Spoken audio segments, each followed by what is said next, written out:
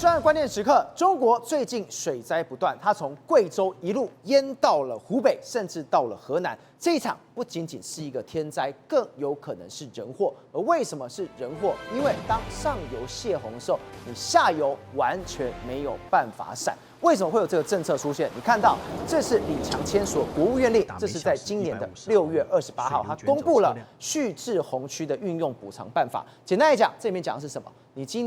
我今天一旦泄洪的话，我会补偿你的损失，就这样而已。而且他完全没有列出所谓的生命财产损失。而在这一次的灾情里面，最奇怪的是什么？是习近平是解放军的动态。我们过去都知道，一旦发生灾情的时候，解放军第一天、第二天就会进去。但是这一次贵州的淹水，竟然拖到了5天才见到了解放军的身影，这代表一件事情，是不是跟习近平的斗争是有关系呢？志彤，我们今天觉得太奇怪了，过去解放军不是第一时间都冲很快吗？对，冲很快的情况下，贵州5天才进去，这5天才进去是解放军不想动，还是解放军它不能动？对，我们都说遇水则发，结果没想到今年对中国大陆大部分的民众来说话，看到水真的是非常的痛苦。为什么这样说？我们先来看这张图。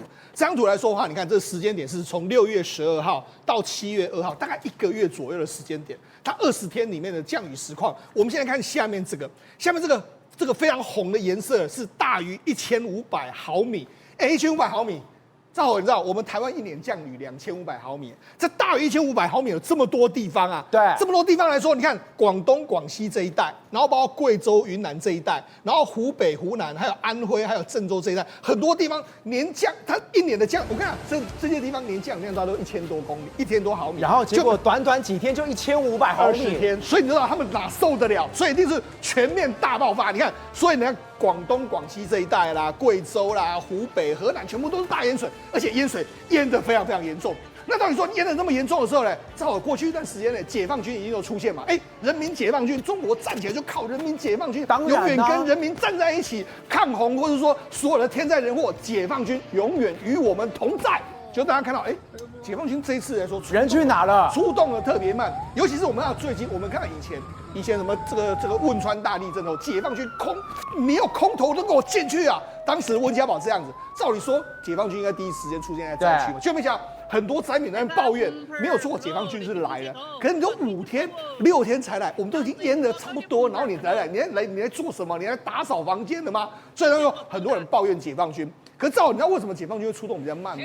有人就开始说，难道是最近呢？我们知道解放军目前为止在斗争之中嘛，对，军委会那么多长官都不见啊，所以呢，你要动到解放军，要弄到军委会啊，军委会现在没有人啊，所以搞不好就是因为这样，人家就说可能是这样子的原因啦。啊，所以你是说习近平他叫不动人了？有可能是这样，而且解放军里面来说，现在这个军事委员会里面很多人都不见了嘛，落马了一大堆，没人。好，那还有一个事情，这时候被大家讨论，为什么要讨论呢？就被他在6月底的时候，中国李强总理他公布一个叫做蓄滞洪池的这个灾区的运用补偿办法，这里面来说出来就说，你就是为了要补偿这些嘛，就是说赶快趁机定了法案。但定了法案是什么意思呢？就是说我必要的时候我可以任意的蓄洪。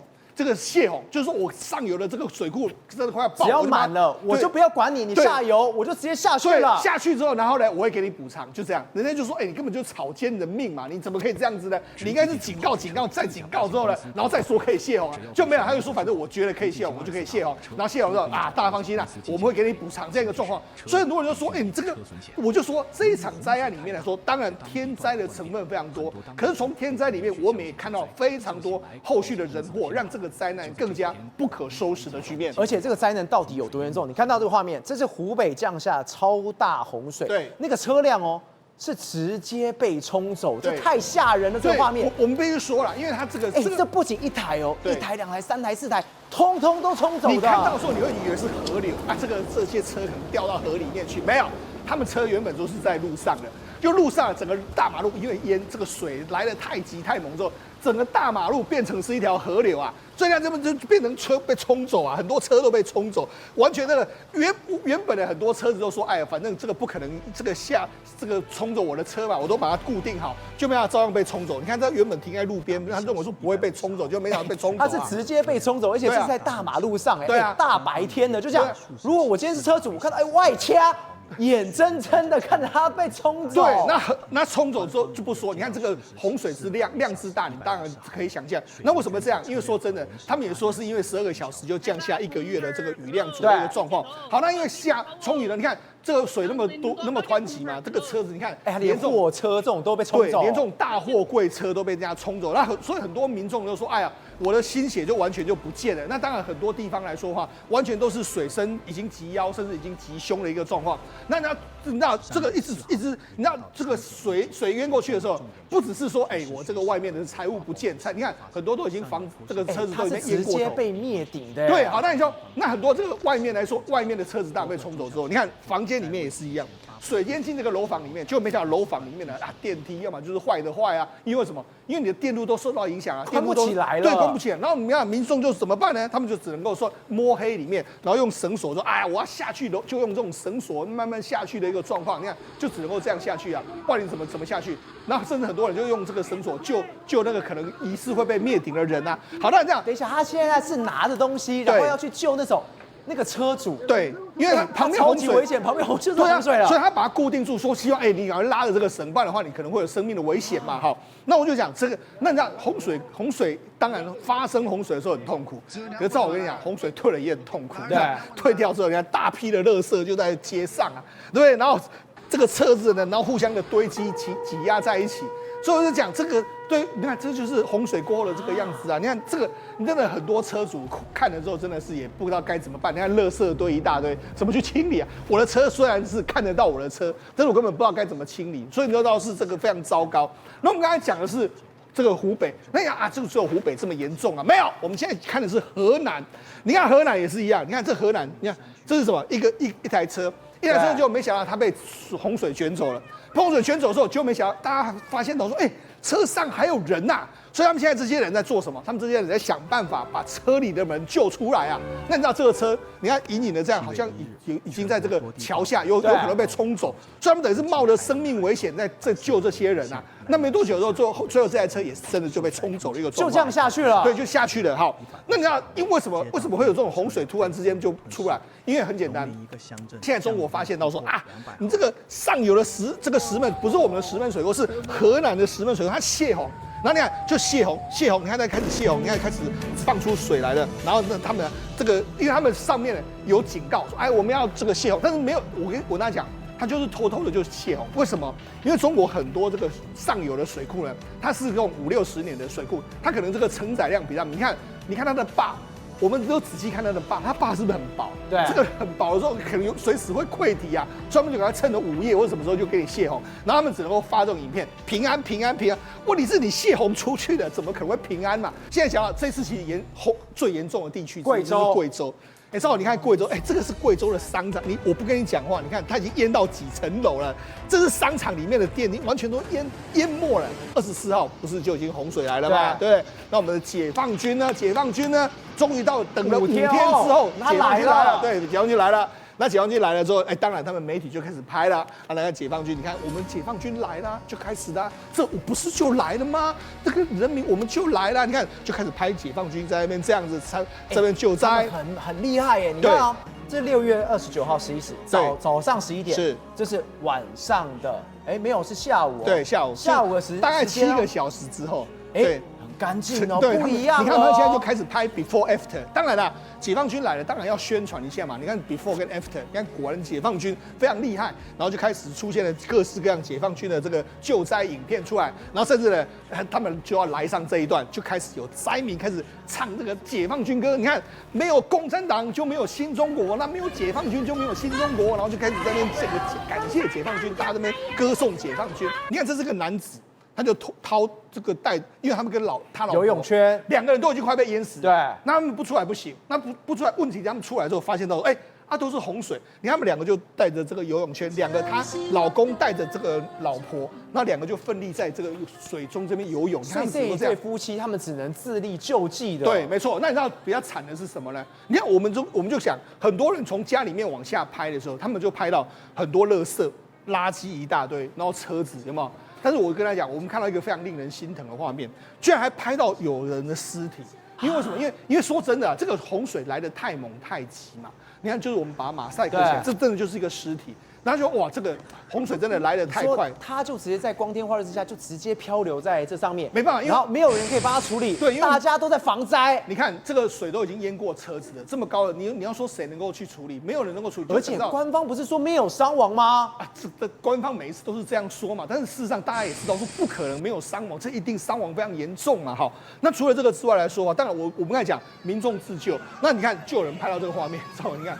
这是有一个民众呢，他被困在洪水里面，对，就没想到这个有一个农民呢，他就动用了他的大型无人机，真的就把他吊起来了，把他吊起来后让他脱困了之后就离开到这个安全的这个地方。他用这个农用无人机，那把人吊起来。对，那这些广西的民众就说啊，我们这个农用无人机就当时就用来喷肥料啦，或者喷农药啦，或者用来运送所谓的运输处的器材。那没想到这一次我们原本是在看灾，就希望说能够帮大家看看哪里有这个灾民，就被他看到那边张兆和，你现在在洪水里面，我就赶快派的无人机去把你救起来，这样所以这样他就很感谢，对，很感谢。最重要的是，那我就跟你讲。这就是他们民间自己自动自发，解放军没有来，他们只能够这样做嘛，哈。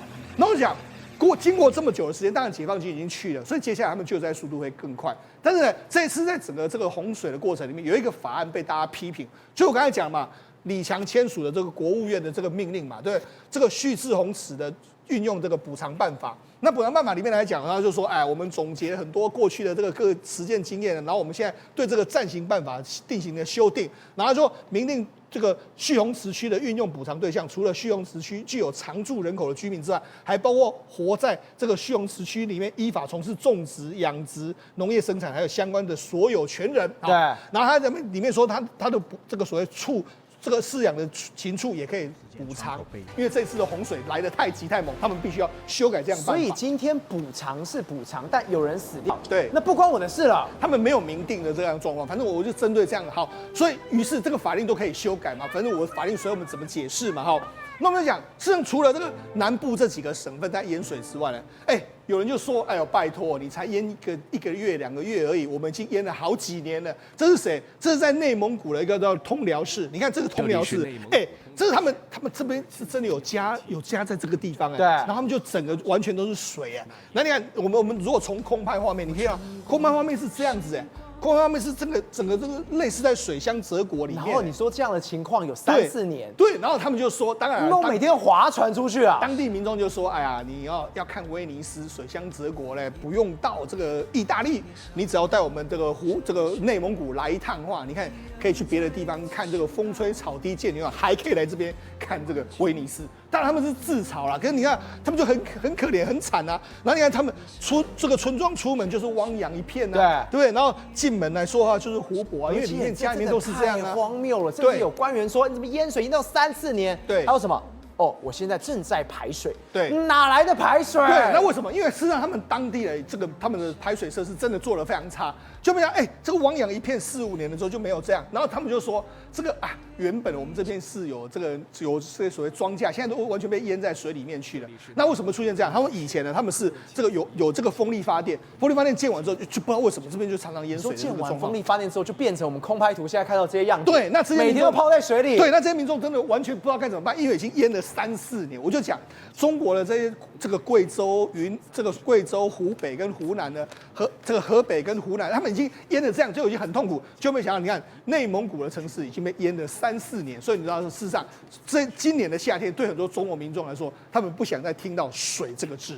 辉正，我们看到这一次中国的灾情很严重，不管是天灾或是人祸，这样根本就是一个复合性的灾难。而在复合性灾难上，我们应该看到的是人性的光辉，大家会帮忙捐款，但是最奇妙的事情来，现在中国人民对这些所谓的这些募款或者是慈善完全不信任吗？你看到这张图，这是很多网友他根本说我捐赠了0.01元，你有捐跟没有捐一样。我心想说你在搞事吗？后来才发现没有，它根本就是一个对大环境的不信任了吗？是他们呢，就是用实际的行动，对于所谓的假慈善、真敛财这样的情况哦，直接给予一个否定哦。什么否定呢？就是你要我捐好，我就恶意捐款。你想说，捐款还有恶意的？有啊，他捐0.001元呐，或者0.01元，连1块都不给你的意思。那为什么这样？因为中国从以前到现在，实在是有太多的类似什么红十字会啊，然后一大堆，全部都说你捐款给他们，到最后他们把钱拿去给女儿买名车，拿去给女儿花钱，或者拿去给儿子去国外念书。所以其实中国人对于红十字会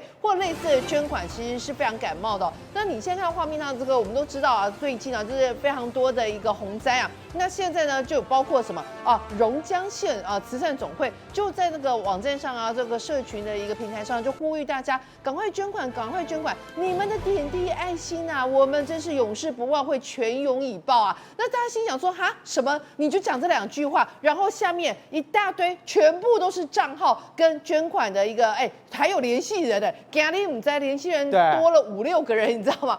讲一句实在话，就是好话只说2句，其他的全部就是要你钱，show me money。所以呢，这些人就心想说，你看旁边的网友是什么样的反应？哎呦，真的一点都不含蓄呢，就直接要钱起来了。有的人就说啊，我不捐，我宁愿呢直接去你贵州玩，用我的消费力来重振你地方的一个情况。那再还有说，这么多平台不会带不到钱吧？为什么要叫老百姓捐？然后有的人就会心想说，我们再多钱捐给你，到最后你能拿到的又有多少呢？比如说，2021年10月，山西这边就曾经发生过，一样也是水灾。结果呢，就大家的一大堆爱心就涌入啊，涌入之后，大家有的人就是拿去买一些面粉啊，拿去买米啊，买面包啊。结果你知道，后来他们人就已经发现说，这不是我们爱心物资吗？怎么会全部被丢到山沟里？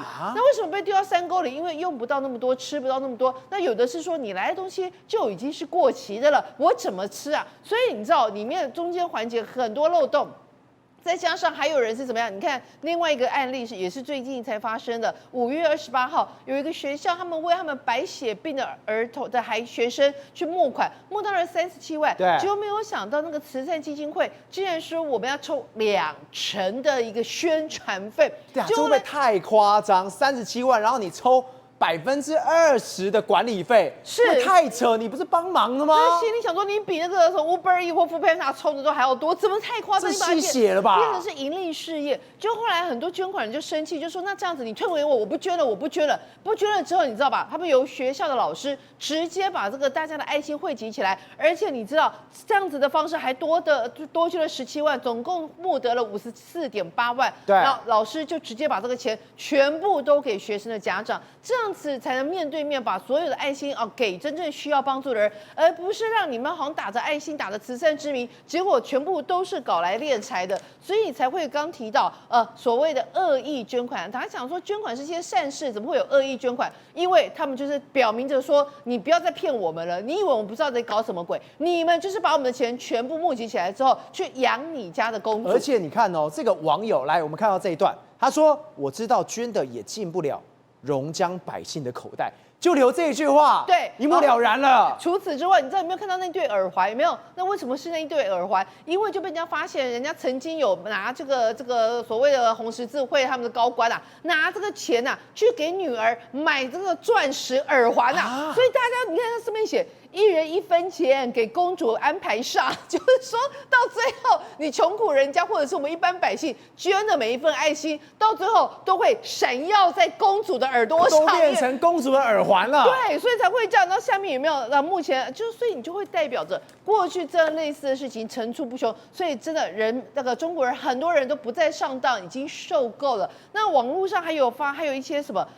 怎么有那一种零元购，大家冲进去买了？那大家的冲进去抢物资啊，干嘛？就类似的一个情况，就发现，就说你看，就冲进去抢这些物资。我跟你讲，有的人还说什么，还直接，比如说我可能是灾民，我直接在网络上说，你不用给我钱，你不用给我钱，因为反正到最后也不会到我的口袋里面，不会到我口袋，就真的，所以他们就是真的采用自救的方式，其实看了也蛮难过。那最后是什么？你看，习近平，习大大说话了，在今年1月份的时候，他们的一个杂志上直接说什么？就说你这个红十字会要透明啊，要公开啊，他就直接讲啊，你这个要高效运转，增加透明度，主动接受监督哦，意思就是你们这每一份爱心哦，你到底也花到哪里去啊？如果你没有把它及时落实哦，事实上对百姓来讲，大家对你的信任度就崩盘，对，信任度崩盘的情况之下，大家其实就不会再愿意捐爱心，连习近平都看不下去了。增加透明度，表示你的财务完全不透明；主动接受监督，表示说你完全没有人管。然后呢，你现在就是完完全全中饱私囊。是，所以他才讲继续开展红十字会的透明度，然后呢，才能打造阳光透明的红十字会啊。宇轩，现在中国的年轻人，我们刚看到，在这个灾害里面，我只能自救，在经济上面，我也只能自救，因为什么？我花了一辈子的钱，我赚了一辈子的钱，我去买一间房子，结果你送我是烂尾楼。最大的这个人是谁？许家印，你留下一堆烂尾楼下来。今天哦，爆出一个消息，这是恒大财富的官方微博，他突然发帖了，他写了5个字：许家印还钱。这个恒大财富明明是他们官方的微博，就是许家印旗下的一个公司，结果这个官方的微博突然间发了一个，在6月30号说。许家印还钱 ，OK， 品牌部还有没有人在上班部？但为什么会这样呢？因为理由很简单，连他们自己的员工都是恒大坑杀的对象，因为这个账号已经很久没发文了。对，那恒大财富到底是在干什么的呢？很简单，就是说我今天呢要把这些资本拿去做一些财务上的杠杆，比如说衍生性的一些金融商品，然后最后要求呢非常多的员工去买这些。那买了之后呢，到目前为止本息哦有410亿元人民币。没有办法汇兑，410亿、340亿，等于就是说我这些员工相信说，哎呀，我们公司很多实体的资产啊，所以我当然跟你买啊。买了之后呢，全部都跳票，你都爆雷了，没办法兑现，那变成是我们全部被你割韭菜，我替你工作，然后呢，我工作赚来的薪资再缴给你，缴给你之后，你再把我这个韭菜给割掉。所以全部当然现在跟你讲说许家印还钱呐，但更惨的是什么啊？你要不到了，为什么？因为许家印有一个老婆叫做丁玉梅，对，结果他这个老婆呢，跟他早就已经技术性离婚。2022年的时候，来各位，你看这张表，你就会更清楚了。突然间呢，他买了伦敦33套公寓，而这个时候呢，许家印跟他的老婆呢，已经开始在处理这些相关的资产跟债务。换言之，他们早就知道恒大这个公司即将要倒闭了，对，即将要破产了，对。所以在那之前呢，我们先想办法透过他太太，因为许家印的身份比较敏感嘛。但离婚之后，他太太有没有持股？有啊。他有没有相关的配息？有啊。但离婚之后，他变成什么？变成是第三人了。对，等于说跟我跟公司完全没有关联性。都是买这么漂亮的房子。对，所以各位，他买了这个房子，这叫什么？富力地产开发的，这个叫 Stamford City。那这个 Stamford City 呢？不贵啦哦，一个单位哦，要价我们讲了大概是2.1亿台币。2.1亿，哎，里面有多豪华就有多豪华。哎，对，就你知道许家印他太太丁玉梅在即将公司要倒闭之前呢，跑去买了几间吗？2022年9月买了33个单位，你看看多漂亮！而且你知道这是里面的画面，美轮美奂。然后呢，相关的它还有什么？它有所谓的除了豪宅之外，它有落地窗，有伦敦的天际线。还有河畔的风光，然后呢，它的地段也非常好，靠近所谓的金丝，我们讲金丝雀码头，而且伦敦第3大的摩天这个我们讲的主体，这根本就是海景房或河景房，一打开窗户看着就顺眼哎，河景第一排 ，OK， 然后有5星级饭店办公室、华豪会所、东方园林，全部都在旁边。就是最高级的地段，而且4通8达，通巴士、通地铁、通火车，还通白金汉宫、通大笨钟，反正你想得到的全部都通。我跟你讲，就是放在最贵的地方哦，因为乔治小王子也在附近读书，你知道吗？所以他们竟然买下这么豪华的地段，而且里面呢，健身房、游泳池、私人剧院、K 歌房，有没有看到？最近很红的大展宏图，有没有在哪里唱 K？ 哦 ，K 歌房这边也有 ，OK， 在这边也可以大展宏图。商务中心，换言之，应有尽有。但请问一下哈，你知道许家印啊，他在住在这个地方啊，之前是不是还跟你讲说我很穷哎，我现在没有钱，你这个禁制令不能这样欺负我，要给我生活开销。我看了这个数字，我就知道为什么他这么需要生活开销。来，半年哦，恒大已经破产了，对不对？对。那你知道许家印他老婆丁玉梅在这边半年花了多少钱？2880万人民币啊，半年呢？2000，你怎么花的？可以花到2880万人民币啊？人住的好，当然用的好，吃的好，然后行的也要好啊。反观被那些被他坑杀的散户，你知道状况是什么吗？有一个叫玉湖天下的 ，OK，2019年推出来。这个东西是一个预售屋，他本来跟你讲说高端住宅很便宜哦，每平只要9.7万，所以你一平我们讲一套房啊，只要283万台币而已、哦。对，结果赵和啊，从头到尾一堆人钱全部都尬进去，对，数以百计，数以千计，2225套住宅完售。对，赵和，我跟你讲哈、这个2225套对不对？但恒大没有受到这个数字限制哦，他要卖3000套也可以，你知道为什么吗？就全部都虚的。都假的，纸上作业哦，我做过代销，你知道他们怎么卖吗？就我跟你讲是预售屋，然后拿着给你看 PowerPoint 很美轮美奂的，然后给你看一叠纸，说来，我跟你讲，我们恒大有信用有把握，对，钱缴下去就对了。卖3000套卖4000套都不重要嘛，我当然买。你知道最后吗？因为全部都梦一场啊，连一根钢筋都没有，一个砖块都没盖。就这样，反正你就钱收了，然后最后呢，根本什么东西都没有，就只送你一个门。对啊，就一个门啊，就把你知道为什么要盖门吗？比较好卖，比较好卖。盖了之后你才会被骗啊！那从头到尾就只打算盖这个门啊，你过一个门哈，这个史上最贵了哦，凯旋门都没那么贵，凯旋而归过一个门280万台币哦，所以你喜欢的话，你可以来回多走几次，就这样啊。然后甚至是你知道吗？它的不良债产哦太多了。因为它是不是一堆烂尾楼，对不对？对。然后这些烂尾楼很多都有我们讲的有债券啊，或者是相关的这种抵押的这种性质，所以它最近都被摆上来去拍卖、加速处理，就是说要把这些债权通通处理掉。等于说这些烂尾楼越积越多嘛。但你想想看，中国现在相对我们讲的剥夺感这么重的状况之下，民心会干嘛？浮动。所以他们会有一个怒，底层的怒。我只要遇到什么事情，他不合我的意，我就要跟他开干。对，但我觉得最倒霉是什么？是他们的医护人员，因为现在这些怒气哦，全部都出到医护人员。说宇轩，医护人员得罪他们什么？不对啊，你知道医护人员得罪他什么吗？很有钱。他们就觉得啊，你就是有钱人嘛，你剥削我们就是身体不舒服，每天做这些劳动，看辛苦的要命，钱都被你们赚走了。所以哦，最近呢，他们要走进医院哦，你知道干嘛吗？要过5关斩6将，不是啊，斩6将不用，过5关就好了。对，要安检。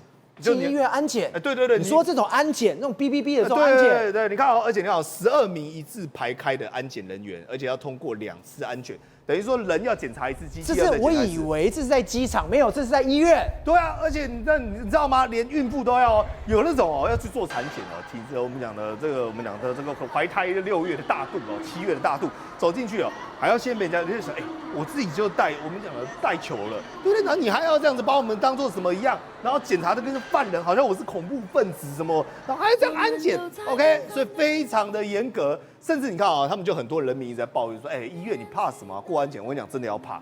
来，我举几个例子哈，各位，2025年4月28号，这个时间点够近了，对不对？有一个患者哦，各位他也生病哦，躲在安检后呢，持刀进入骨科部门。无差别的砍了6个医护，莫名其妙，而且同日哦，同一天哦，刚刚讲是天津哦，南京鼓楼医院院长呢，在家门口呢被人家给弄伤，而且呢，凶手还对妻子女儿都下毒手。来，2024年是去年7月19号，有这个附属医院的心血管内科的医师呢，也一样被男子呢，我们讲持凶器给伤害，云南也一样，所以你想想看，为什么他们怕得要死？因为这些人民现在我们讲的吃不饱饭、没饭吃，就把这些怒气全部出在医护人身上啊！因为医院现在都金钱至上，什么意思？我因为不把自己当做医疗单位，我把自己甚至连官方都谴责这件事情哦，他把自己当做什么牟利单位，所以导致说很多医生都在里面拿回扣，甚至是拿这种过期的电极片，然后呢去装在老妇人身上，还有人在小朋友的点滴里面发现竟然有昆虫，所以坦白讲哦，民怨至此哦，也是有它的其来有自。国民，我们刚刚特别提到这一次的天灾里面，解放军太奇怪，隔了5天他才出来。这个奇怪是怎么奇怪？之前我们有看到一个画面，解放军的中国那边吹很大，我们拦截到了一台在天空中的外国的战机，但是这个金二十太奇怪，他在空中上面做了太多不合理的事情，会让我们觉得这到底是搞哪招啊？我们要这样来看啊，就是说，其实你说那个救灾很慢的，没有哦，人家空军反应速度很快啊，一旦有外机逼近，怎么啊，他们立刻就升空了，而且他们出动是什么？是王海大队哦，王海大队什么？是王海哦，这个飞行员哦，他在韩战中出名哦，他是空战英雄，所以叫王海大队。他是第一个他们叫列装，就装备歼20战机的一些中队哈。好，现在问题来了，我们如果说假设我们遵照说中国官方媒体报道是真的，他居然说起飞多架歼20战机去做什么？去拦截外机，逼退外机。那表示说外机来了很多架喽，哦，这是嘛？对啊，那他说起飞多架歼20战机嘛，那我们就问说，歼20是逆中战机，那对方来的也可能是逆中战机，所以啊，逆中对逆中，这样才能等同一个较量啊，这个我们都承认。问题是我们就说，逆中战机不就是来无影去无踪吗？哈，那你看看说，我们常常听到说，什么外机啦入侵什么中国东海防空识别区，好像听得太多这种新闻。问题是，你有照片吗？好像没有。为什么没有？为什么老外他们去拦截这种不明战机的时候，怎么人家都有清楚的照片呢？为什么？这到底是怎么回事呢？那不管是你是用他们是拍就说北约战机拍摄到俄罗斯的比如说SU-35或其他战机，其实他都拍得一清二楚啊。为什么只有单你歼20你拍不到入侵的人家来袭的逆中战机？是你们技术不够，相机不好，还是说根本没有这么一回事？说人家过去是这样子拍的，人家是什么样的战机？不是你中国说什么我们拦截到是 F-35，没有一个答案，人家是这样，然后你一个东西都没拍到。不，因为我们这样子来讲，我现在都相信说中国官方的宣传是真的好，真的好。那其实我们讲白一点嘛。有图有真相嘛？现在不止有图有真相，还有影片。对，所以其实你可以看到说，不管是美国或北约，他们在拦截不明机的时候呢，其实他们都有影片哦。像俄罗斯也有影片哦。俄罗斯你看到说他们入侵的，比如说来袭的美机或美国军或北约战机，人家俄罗斯也都有拍影片哦。那独你中国没有哦，甚至你说用截录一段的对话，其实都是中国飞行员在自己无线电呼喊的，那不算哦。其实如果说这个时候美机或其他不明机有回应，这个我们才相信真的嘛。那其实没有想到说不只是入侵的美机没办法拦截没想到说呢，中国不是说趁最近不是中国有山东舰跟辽宁在第2岛链的东西两边布阵吗？他们就是说趁着美国航舰有3艘。集结在中东准备对付伊朗的时候呢，趁机来作战。但是没想到说，美国在整个西太平洋呢已经部署好了。什么意思呢？就是说，好，这3艘航空母舰呢，虽然说已经离开了西太平洋，但是呢，其实它还有，比如说它画面右上边，他们叫突击舰这些突击舰呢，其实都能搭载20架的F-35B 那换句话来讲，你可以把它当成小型的航空母舰。所以其实美国呢，它派大军出去应战的时候呢，其实它旁边都有 UB 的。UB 是什么？是它有替代的兵力那除了水面上的舰艇不够，不只是水面上舰艇，连水下都有。水下有什么？水下有潜舰潜下的潜舰是什么？我们是讲说的2害2起这种所谓战略飞弹潜舰那战略飞弹潜舰以前现在冷战结束了，美国觉得说这些核子弹道飞弹潜舰太浪费了，于是他们就把4艘这个以前放洲际弹道飞弹潜舰改装成放什么巡弋飞弹。那每一艘潜舰可以放多少枚？不多啦。154枚，有很多枚是154枚的巡弋飞弹就潜在海底下，然后你神不知鬼不觉的这个是美国当做它的 UB。这样子我一路看下来，我们一度都以为美国已经要去完全去打伊朗，把所有军力都部署在上面。但是来，我们看到这张图，这张图告诉我们一件事情，它是全面的去围堵中国，不是说什么我一个对伊朗我就放弃了印太这个地方。完全没有，这部署好的。不只是这样做，其实我们看左上图其实它叫美西新闻网，因为CNN它所公布，其实大众很容易可以察觉得到，你这艘航空母舰在哪？那艘航空母舰在哪里？那不要忘记其实现在在我们谈话的同时，在大洋上美军至少7个这种所谓航舰战斗机散布在大洋上，但它分成太平洋跟大西洋，但是无论如何，它至少会有一架1支或2支的航舰战斗机准备随时驰援西太平洋。那除了水面跟底下之外呢，其实它还可以得到本土空军的轰炸机的支援。然后不要忘记其实在第1岛链上还有日本跟韩国，装备什么一样 F-35A 战机，所以是必要的时候呢，其实美军呢还可以动用驻日美军、驻韩美军的 F-35的完全包围的。对，它其实都有准备好。那我们看看台湾也有准备好嘛？因为台湾我们有一些防护措施，但是呢，你跨到南部的菲律宾，你觉得菲律宾没有准备好？菲律宾当然有准备啊。菲律宾不要忘记了，常常跟美国做联合演训，他们现在保留了提风飞弹，还有所谓的反舰飞弹发射的都留在那边，所以其实你中国要突穿第1岛链的话，会比较困难。志栋，我们刚才还特别讲现在美军的这个包围网是全球，对于韩国来说，他们保护他们什么驻韩美军，但现在现在连驻韩美军都会怕，为什么？这个首尔都是这个东西，叫做爱情虫，我看了吓死了。没错，很多人都喜欢爱情，但是呢，首尔人呢看到这个爱情虫，他们都吓一跳。为什么？因为事实上这个，你韩总他们抓起来，你以为是土壤的，没有。这抓起来全部都是虫，全部都是虫。那到底为什么会出现这么多虫？那这个虫其实叫做爱情虫，因为主要因为他们两个这个要交配的时候呢，他们会相连。那相连的时候形状就跟那个爱心很像，所以他们就把它别名叫做爱情虫。那最近因为刚好首尔比较热，又比较潮湿，所以你看，事实上如果你这几天去首尔的时候，我劝你最好不要在室外。或者去韩国都不要在室外，因为室外的时候到处都是爱情虫。所以这根本是首尔的生化危机。你看他们这个是要去爬山，吓死了。爬山的时候，你看这个整个过程，你看在这个山的路边来说的话，满天都是爱情虫。